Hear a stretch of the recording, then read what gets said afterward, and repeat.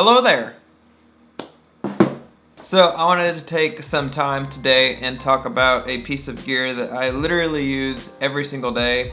It's just a massive part. Outside of a drum, it's probably one of the most valuable pieces of gear that I own. My MacBook Pro.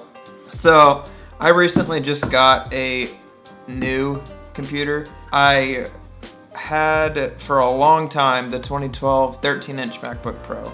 Had that for like 8 years or something like that, and it worked great, but eventually the age started to show on it, and honestly I kind of put it off longer than I should have. Eventually, long story short, it started showing that it was getting older, so I had to get a new computer. So what I decided to do this time around was order a custom MacBook Pro from Apple. So this is the 16-inch MacBook Pro with an upgraded 32 gigs of RAM and a upgraded 2.4 gigahertz 8-core i9 processor.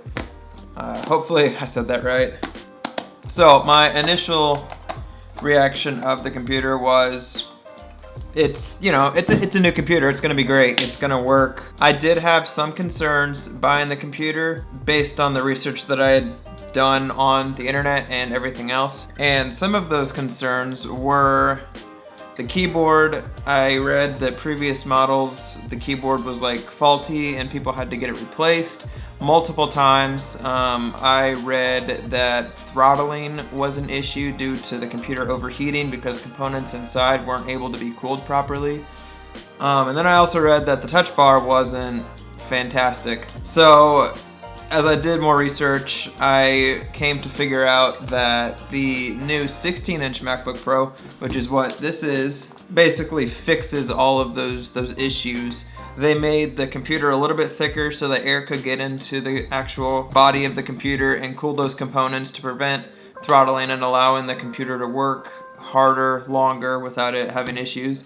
They took the butterfly keys out and they put the scissor switch keyboard back in. I'd never had a computer with a butterfly keyboard, so I can't tell you if that actually was an issue or not. And then they changed some of the touch bar features. So basically, for the touch bar, they just put a physical escape key and a physical power button instead of having it all one bar, which I like because I like being able to like hold down and push on the actual power button, or have like a dedicated escape key if I need to exit a program that's not working or I'm done working in that program. One of the big things that I was kind of curious about getting this computer is the touch bar, because honestly, other than that and like upgraded specs and it being more powerful, it functions just like my old 2012 MacBook Pro did. So when I got the touch bar, I was a little concerned based on what I had read, just because people said it was unresponsive and it didn't really work all that well. But for me, I've had it for about 3 or 4 months now. Haven't had any issues. Honestly, I like it better for a couple of reasons. One, I like being able to customize it and like change things based on what I'm doing with the computer at the time. And then two, I was able to actually use it for Ableton, and let me show you what I am talking about. So this is my template for Ableton, just a blank template, but down here you'll notice that this touch bar is a fader.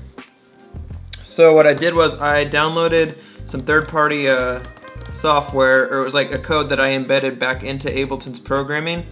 And basically what that allowed me to do is convert this touch bar into a MIDI controller. So now what I use it for is this one button is just the hard reset for everything. So if I change tempos or anything like that, it hard resets back to the original tempo. And then this is my master fader. If we get off tracks or something like that, this fades everything but click all the way down or all the way up. I'll make a separate video on what I actually did to accomplish that later. That way I can go into more depth with that process. But basically, using the touch bar and that feature allowed me to not have to carry a extra MIDI controller around, which is amazing because who wants to carry more gear than they have to? So with the addition to the touch bar. It's great. The computer functions very well. I haven't experienced any issues, and the touch bars actually come in handy a couple of times with some groups that just something happened where we got off the tracks and I was able to just gradually fade it instead of doing that hard cut. And we also still had click, so we could get back onto the click track and still have some kind of tempo lockiness into time, especially if I wasn't playing or anything like that. As far as recording with this computer and everything else, it works great. I use two Focusrite interfaces that are connected through an ADAT cable. So basically I can have up to 16 channels of audio tracked at any given moment, and I've tracked up to 16 channels with this computer and it has done it flawlessly. I've actually even been able to run plugins while tracking. I don't really do that just because I try to get the best sound that I can from the drums themselves, and I don't want to be tricked by a plugin or anything else to make them sound different than what I'm actually tracking. For working in post, also works great. I am able to put any plugins that I want on my tracks and have no issues with the computer slowing down or having any issues keeping up or anything like that. Buying something like this was kind of intimidating. I think the price tag on this computer was $3,500 after it was all said and done with shipping and all the upgrade fees and everything like that. So buying it, I had to really do a lot of research, and I honestly wasn't too thrilled about spending that much money. I was super excited to get a new computer, because who doesn't? But spending that much money is kind of scary, because that's a lot of money. $3,000, yeah, it's a lot of money. But the main reason that I bought it was because I need something that I'll be able to depend on, especially if I'm running tracks from this computer, because the last thing that I want is to be playing with a group and my computer's running tracks and it just craps out.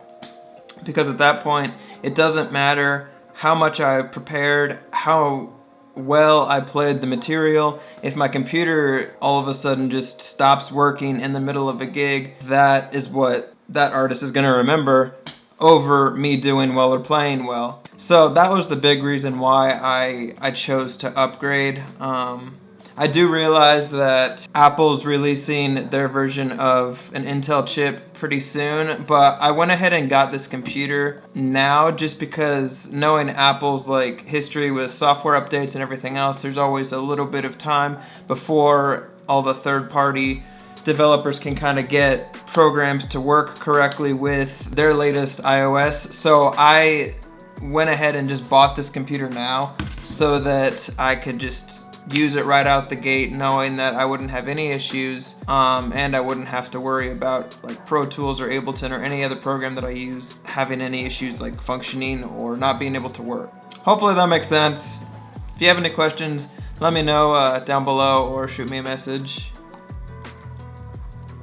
Okay, I'm gonna go get the mail. I didn't get it yesterday.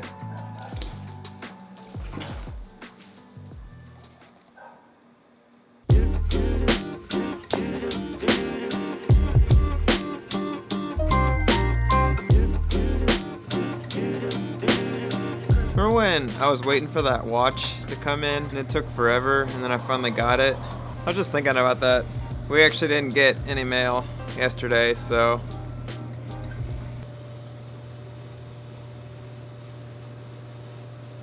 What on earth? I don't know how or why that mailbox was like that. It looks like somebody took crowbar to that mailbox. Maybe they just really needed their mail. Whatever works, I guess. Or you could just keep your key. They give you two.